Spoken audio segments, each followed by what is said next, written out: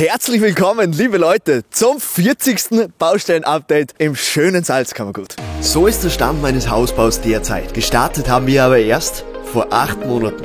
Die grüne Wiese war tatsächlich die Ausgangslage, nicht nur für den Hausbau, sondern auch für die Baudokumentation auf YouTube. Wir mussten viel Erdmasse abtragen und abtransportieren, um die Ausgangslage für das Fundament zu schaffen. Dennoch haben wir es geschafft, den dreistöckigen Rohbau in den Hang zu setzen. Der Dachstuhl und die darauf folgende Dachdeckung haben dem Haus den Hut aufgesetzt. Und mit den mittlerweile montierten Fenstern sind wir mit gutem Gewissen in den Winter gestartet und somit starten wir in das Fertigstellungsjahr 2025. Ich darf euch heute das Haus komplett fertig innen verputzt vorstellen und das an so einem wunderschönen Wintertag. Es hat jetzt schon länger nicht mehr geschneit bei uns. Wie ihr seht, eigentlich kein Schnee mehr da. Ihr müsstet da wirklich darüber schauen. An den Bergen sieht man es noch ein bisschen. Bei uns im Salzkammergut ist das ganz extrem. Würde man jetzt in die Gosau gehen, da ist eigentlich noch gut Schnee vorhanden. Gehen wir dann wieder weiter zum Wolfgangsee. Sowieso auch überhaupt gar kein Schnee eigentlich in der Hinsicht. Das letzte Mal haben wir euch bei Nacht das Penthouse und schon teilweise das erste Untergeschoss gezeigt. Heute darf ich euch das unterste Stockwerk sowie das Stiegenhaus und auch das komplett vervollständigte erste Untergeschoss zeigen. Und ich würde sagen, wir gehen hier direkt rüber. Wir sind nämlich jetzt durch das Haus schon rausgegangen und bei der Terrasse ist jetzt aufgesperrt. Das heißt, da werden wir jetzt auch reingehen. Auf die erste Terrasse hier unten, da waren wir jetzt echt schon länger nicht mehr. Ihr seht hier vor mir meinen schönen Baum, die Esche im Winterschlaf, und im Sommer hat es mal ein Thema gegeben, da seht ihr dieses irgendein Paket bauen, so in die Richtung, das Schwarze, das ist jetzt mittlerweile schon monatelang drauf. Das nächste Mal, nehmt euch beim Wort, ist das nicht mehr drauf. Leute, wir gehen rein und zwar in das zweite Untergeschoss, die kleinste Wohnung hier unten. Auch hier unten ist quasi alles innen verputzt worden. Ihr schaut nach oben mal, die Decke auch verputzt, alle Wände, hier ist der also der Wohnbereich, wo dann hier die Couch herkommt, auch alles verputzt, richtig fein. Auch das Loftelement, und da drüben habt ihr sie jetzt gesehen, wieder die Küche an der Stelle, alles genau gleich groß, hier ausgefallen. Es ist einfach nur der Wahnsinn, liebe Leute. Das ist das erste Mal, dass hier wirklich kein Rohbau mehr zu sehen ist. Auch die Leibung vom Loftelement zum Beispiel, sieht man einfach keine Ziegel mehr, wirklich nur mehr da bei den Fußbodenheizungsverteiler. Und wir sind jetzt das erste Mal hier drinnen. Ich habe über Nacht den Heizstrahler laufen lassen. Das heißt, jetzt werden wir das öffnen, damit das Haus wieder ausgelüftet wird. Ihr seht es, da ist extrem viel Feuchtigkeit, nicht draußen, sondern drinnen. Bei den Fenstern ist es komplett egal, das ist super. Sind nämlich aus Kunststoff, das heißt, da muss ich mir gar nichts denken, da werden keine Flecken oder so entstehen. Aber den brauche ich jetzt, weil meine beiden Saunafenster oben in den Badezimmern, die sind wiederum sehr empfindlich. Also da muss ich immer jeden Tag schaue ich da, dass ich da drüber wische. Also kommt mal mit. Hier im Flur auch alles wieder verputzt worden. Gehen wir direkt hier rein in den hellsten Raum, sage ich mal. Und zwar das Schlafzimmer. Das einzige Schlafzimmer hier unten, Richtung Nordwesten ausgerichtet, aber eben sehr cool mit den beiden Fenstern, die jeweils hier rausschauen. Und zwar in die Bergwelt. Sehr fein. Ihr seht es, das ist wirklich alles sehr feucht, vor allem hier unten. Da ist noch sehr viel Wasser in den Wänden vom Innenputz drinnen. Auch hier drüben genau das Gleiche. Schaut da mal raus. Wie ihr seht, ihr öffnet euch immer nur einen Flügel, wenn zum Beispiel jetzt der Wind geht oder der Wind durchs Haus zieht, dass jetzt nicht irgendwie ein Flügel so halb geschlossen ist, das dann aufeinander schlägt. Deswegen mache ich immer nur einen. Hier unten sind das auch jetzt wirklich in der Wohnung die einzigen Fenster, also Terrassenelement vorne, was ich jetzt geöffnet habe, und die beiden Fenster. Wichtiger Aspekt, schauen wir mal nach oben. Ihr seht hier diese Ausbrüche, und zwar jeweils, wo die Spots sind. Das sind die eingelassenen Spots in die Decke hier unten. Und da sind wir gerade gestern, ich und mein Elektriker, noch durchgegangen und haben die noch gesucht. Denn da ist natürlich nur eine dünne Schicht Innenputz drauf. Man muss die aber natürlich finden, weil im Nachhinein würde man die nicht mehr finden. Man weiß ja nicht, wie viel genau aufgetragen worden ist, 1 Zentimeter, 1,5 Zentimeter Innenputz. Demnach sind wir da jetzt eben durchgegangen, haben überall den Durchbruch gemacht und haben alles gefunden, glücklicherweise. Ihr seht es auch hier schon, diese Wand, da ist mittlerweile schon gut was getrocknet, wird schon alles ein bisschen heller. Hier unten ist aber das dem geschuldet, weil ich da drüben im Badezimmer, wo kein Fenster drinnen ist, da habe ich einen Heizstrahler die ganze Nacht eigentlich laufen lassen. Einfach, dass es wirklich gut ausheizt, weil da wirklich keiner Luftzug in der Hinsicht noch hinkommt. Zukünftig natürlich mit der Raumentlüftung, alles kein Problem, aber jetzt natürlich eigene Situation. Da ist es natürlich jetzt auch finster ohne Fenster dementsprechend. Ihr seht es hier, da ist mittlerweile auch schon alles ein bisschen trockener geworden. Auch da drüben bei der Dusche, also bei dem Duschnischenelement rundherum, sieht man es ein bisschen. Ja, also doch gut ein bisschen was gegangen, braucht natürlich alles seine Zeit. Das schalten wir jetzt mal aus und dann gehen wir weiter, und zwar in den Technik- und Aufenthaltsraum sowie Stiegenhaus. Ihr bekommt jetzt den ersten Einblick, und zwar, das ist die Wohnungseingangstür, hier raus in den Flur. Ihr seht schon, die beiden Baustellenlichter sind schon vom Radio Soda, meinem Elektriker, aufgehängt worden. An der Stelle nochmal ein riesengroßes Dankeschön. Wirklich eine Top-Bautruppe. Wenn ihr einen Elektriker braucht zum Salzkammergut, meldet euch beim Christoph. Wirklich super Geschichte. Auch hier nochmal da gewesen, alles wirklich optimiert. Ihr seht überall mittlerweile die Lichter. Wichtiger Punkt auch, hier seht ihr die Rückseite der Stiege, also der Treppe, die in dem Bezug auch mitgeputzt worden ist. Seht ihr es bis hoch, also es ist wirklich alles verputzt worden. Demnach haben wir jetzt überall eine perfekte Fläche. Das kann alles eigentlich schon ausgemalert, ausgestrichen werden, und dann haben wir da schon ein super tolles Ergebnis. Und jetzt kommen wir zu einem großen Punkt, das hat sich jetzt ergeben, und zwar, wir haben kurz am Anfang mal, Rohbau war das noch ein bisschen, habe ich gesagt, okay, ich möchte hier vielleicht einen Abstellraum, also hier nochmal schließen mit Holz oder wie auch immer. Das war die Überlegung. Habe ich ja dann gesagt, okay, das spare ich mir, weil ich es nicht unbedingt brauche, weil ich gut viel Fläche habe. Das hat sich jetzt wieder geändert. Ich werde hier nochmal, also das wird ein bisschen eine blinde Fläche darunter.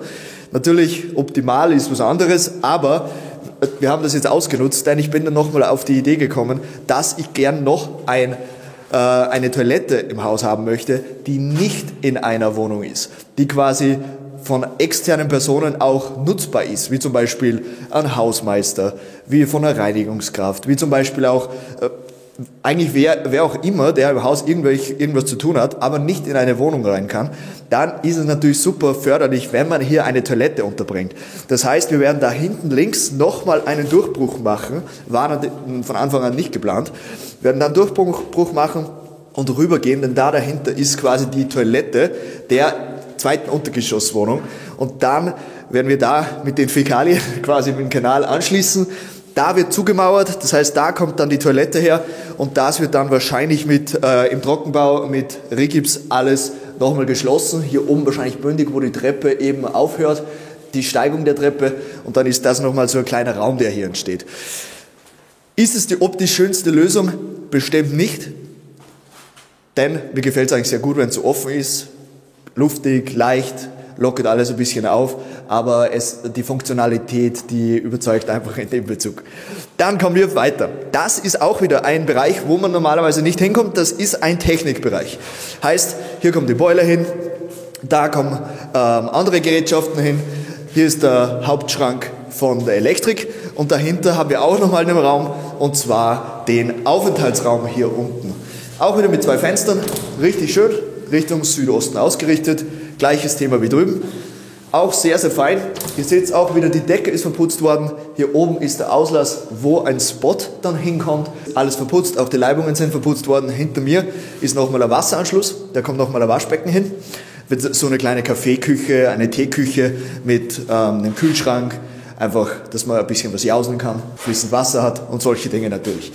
Das ist alles der Allgemeinbereich. Wir gehen aber jetzt weiter ins Stiegenhaus, und zwar hoch in das erste Untergeschoss. Da ist nämlich natürlich auch alles komplett abgeschlossen worden und fertig. Auch hier, ihr seht es ist einfach komplett anders. Der Flair das letzte Mal, klar, wir waren bei Nacht hier, aber grundsätzlich ist es ja sehr ähnlich jetzt. Früher war alles so quasi rötlich, gelb, auch von der Belichtung her. Im Video hat mich extrem gestört, dass das so einen rötlichen Ton immer hatte. Und jetzt müsste es eigentlich relativ eisweiß sein, weil einfach das Baustellenlicht das alles super ausleuchtet. Ihr seht es auch hier wirklich gut hoch, auch zu den Kanten hoch, alles verputzt worden, super sauber gearbeitet. Schaut sich die Wand an, die pfeift einfach, das ist wirklich sauer.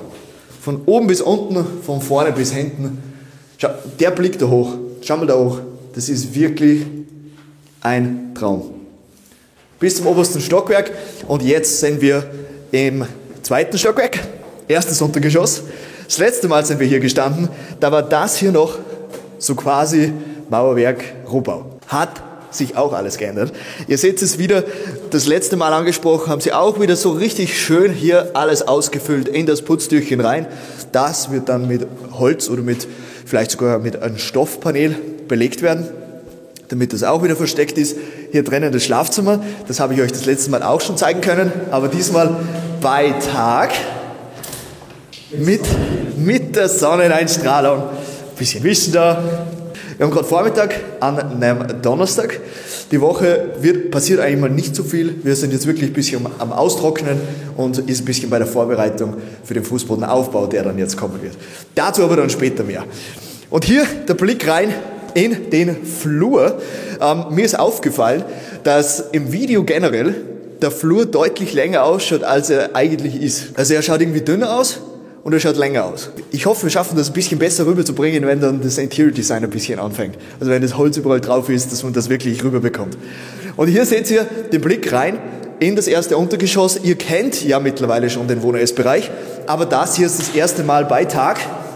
Einfach nur wunderschön. Ich mache euch das Fenster auf, damit wir da einen schönen Sonnenstrahl reinbekommen. Da, da, da. Ein Traum. Wirklich. Auch hier wieder die totale Feuchtigkeit im Raum die ganze Zeit. Da rinnt nur so das Wasser runter. Deswegen so super, dass ich da jetzt wieder durchlüfte, damit die Feuchtigkeit dann raus kann. Ihr seht es, auch hier wieder ein paar helle Flecken ergeben sich, auch hier drüber. Da, wo jeweils gespachtelt worden ist zwischen den Fertigteilelementen der Decke. Da ist überall schon mal die Trockenheit ein bisschen mehr durchgekommen und demnach ergeben sich diese Streifen an der Decke. Ansonsten hier drinnen alles wie das letzte Mal. So viel jetzt mal zur ersten Untergeschosswohnung. Ich würde sagen, wir springen direkt hoch und zwar ins Penthouse. Ihr habt es schon gesehen, das letzte Mal bei Nacht, aber jetzt natürlich an so einem schönen Tag nochmal ganz was anderes. Also, auf 3. 1, 2, 3.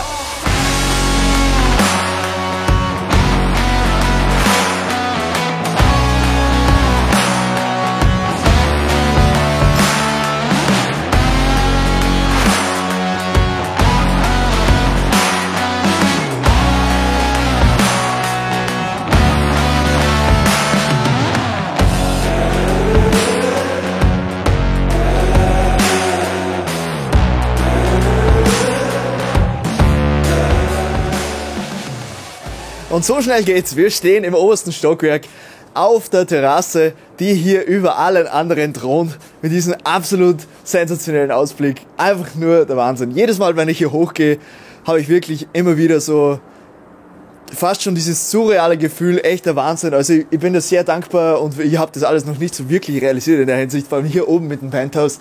Das ist schon was ganz Spezielles. Ihr seht es ja hinter mir mit dieser doppelten Höhe auch hier hoch, also die Überdachung von der Terrasse, die macht einfach schon was her und ist etwas ganz, ganz Besonderes. Und hier bitte nach dir, Jose, es geht rein. Und zwar der Wohn-Ess-Bereich hier oben, diesmal aber bei Tag. Ihr seht es, hier ist schon etwas mehr hellgrau. Also wenn man hier auf die Wand schaut, schau. Ein bisschen mehr, da vor allem, da sieht man es gut. Da wird es langsam schon ein bisschen trockener, die ganze Geschichte, auch bis da hoch, weil sie auch hier oben gestartet haben, innen zu verputzen. Aber es ist schon wirklich ein brutaler Bereich und ich freue mich jetzt schon sehr auf den Fußbodenaufbau, auf den Estrich, der im Zuge von dem Ganzen dann kommt. Denn wie ihr wisst, dieser Sockel hier vom Terrassenelement, der wird zu 100% verschwinden. Also bis hierher kommt der Boden. Das heißt aber dann auch infolgedessen, dass die Terrassenelemente rein von der Wandfläche her mehr Fläche einnehmen von der Wand als vorher, um 25 cm mehr auf 4 Meter. Aber stellt sich das mal hier vor, wenn wir da jetzt einfach drüber sind und da kein Sockel ist, man kommt einfach eben flächenbündig raus auf die Terrasse, dann schaut das alles nochmal deutlich größer aus und dann hat man effektiv auch mal das Gefühl, wie es wirklich hier oben sein wird. Und da freue ich mich sehr drauf. Was, hier oben habt ihr mittlerweile schon alles gesehen. Beim ersten Mal sind wir als allererstes hier reingegangen, zwar ins Schlafzimmer. Da ist da noch die Sechser hinten gestanden, wenn ihr euch erinnern könnt, das letzte Mal.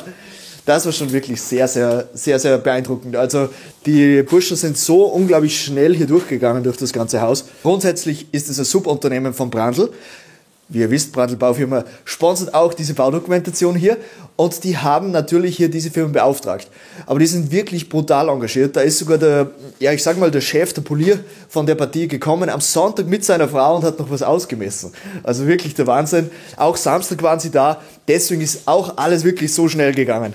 Die haben wirklich Gas gegeben. So, bevor wir jetzt aber hier rüber gehen, ihr wisst ja, wie es ausschaut, grundsätzlich genau das Gleiche, ansonsten schaut euch das Video hier oben an, dann seht ihr es im Detail. Wir gehen hier raus, da seht ihr das erste Mal jetzt den Blick vom Penthouse raus, und zwar in das Stiegenhaus. Ist das nicht der absolute Wahnsinn? Die Decke, die wird noch weiß werden, da kommt noch Rigips drauf. Ansonsten ist hier wirklich alles schon sehr final.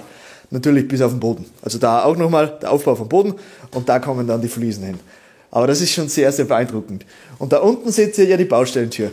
Und da kommen wir jetzt auch zum spannenden Thema. Da schaut es nämlich aus, wie wenn ich jetzt eine Entscheidung getroffen hätte. Die Hauseingangstür ist natürlich ein großes Thema für jedes Haus. Bei mir ist es ja der allgemeine Eingang hier in das allgemeine Treppenhaus. Und dann kommt man wiederum mit einer Wohnungseingangstür jeweils dann in die Wohnung rein. Das heißt, jede Wohnung ist sowieso separat abgesperrt und nochmal alles ganz sicher. Und das ist nur der allgemeine Eingang dazu. Ich habe jetzt so viele Dinge verglichen. Ich habe Holztüren angeschaut. Ich habe mir verschiedenste Angebote eingeholt. 4 Stück insgesamt, glaube ich schon. Und da kommt wirklich was zusammen. Und für jeden, der schon mal Hauseingangstüren gekauft hat, das ist sehr pricey. Das kostet alles sein Geld. Da kann man wirklich von, ich sag mal, 5.000 bis 15.000 Euro ausgeben. Und am Ende des Tages ist es doch nur eine Tür. Ist es doch nur eine Tür, wo man einfach reingeht. Und es ist nur eine von 4 in meinem Fall, weil ich ja nochmal 3 Eingangstüren in die Wohnungen habe. Und ich habe jetzt aber nochmal ein paar Anforderungen gestellt, denn wie ihr wisst, wir sind hier draußen. Da ist es ein bisschen einfacher. Ihr seht ja hier über mir, da ist das Dach, die Überdachung von der Haupteingangstür. Hier kommt nochmal ein Sockel her. Das heißt, wenn es mal regnet, wenn auch der Schnee hier reinkommen sollte, dann wird diese Tür nicht so beeinflusst. Aber vis-à-vis von euch, da kommt ja das Carport her. Und hier kommt ein Abstellraum für die jeweiligen Wohnungen auch her. Und da braucht man natürlich auch eine Tür. Da kann ich selbstverständlich keine Holztür nehmen, denn da wird sehr viel auch auf diese Tür spritzen. Also in Bezug auf Wasser, wenn es regnet, also vom Asphalt zur Wand hoch, oder auch Schnee, wenn der Schneepflug da durchfährt, links und rechts dann die Schneehügel liegen, bei der Mauer vielleicht, bei der Tür liegen. Und deswegen habe ich mich jetzt, also ziemlich sicher, ich sage mal zu 90%, habe ich mich für eine Aluminiumversion entschieden. Das heißt, meine Tür wird von außen grün werden, und zwar genau das gleiche Grün wie meine Fenster. Also ein mattes Moosgrün. Und auf der Innenseite wird sie schwarz werden, denn meine Innentüren sowie auch Wohnungseingangstüren sind allesamt schwarz. Wiederum wird diese mattschwarze Aluminium innen und die anderen Türen, also Wohnungseingangstüren, generell Zwischentüren, Innentüren, die sind alle schwarz, aber mit einer Eichenfurnier, einer vertikalen. Also doch nochmal ein bisschen was anderes, aber ein sehr minimaler Unterschied. Ist preislich sehr attraktiv und von der Qualität dennoch sehr hochwertig, obwohl man natürlich jetzt auf eine Massivholz- oder auf eine Echtholztür in dieser Hinsicht verzichtet. Aber es ist eine Tür, die hat trotzdem ein Fischgrätmuster drinnen. Ich zeige es euch noch nicht, ich möchte euch da schon ein bisschen auf die Folter spannen. Es hat ein Fischgrätmuster drinnen und es ist auch ein so ein Diamant, nennt man es Diamant? Ja, so, sagen wir mal Diamantfenster drinnen, wo man dann auch wirklich nochmal ein bisschen repräsentativer sieht, okay, das ist jetzt der Haupteingang zum Beispiel. Das ist der Stand der Dinge, Leute. Und wie schon angesprochen, jetzt die nächsten Schritte sind der Fußbodenaufbau. Und auch die Situation da unten mit meiner zusätzlichen Toilette, die sich ergeben hat. Wie gesagt, das ist rein mein Fehler, weil ich da eigentlich nie wirklich dran gedacht habe, aber jetzt wirklich in Retroperspektive eigentlich komplett offensichtlich ist. Auch der Josie, der hat da auch nicht damit gerechnet. Keiner eigentlich, mit dem ich drüber rede. Jeder im Nachhinein sagt dann, ja, hast schon recht. Hast schon recht, stimmt. Wenn dein einziges Problem ist, dass du aufs Klo musst, dann ist das wichtigste Problem in deinem Leben. Da kann viel passieren, aber das wird immer Priorität Nummer 1 werden. Und deswegen ist es auch für mich ein wichtiger Punkt. Leute, wir sehen uns kommenden Sonntag wieder zum nächsten Baustellen-Update. Das wäre dann die Nummer 41 in dieser Reihe.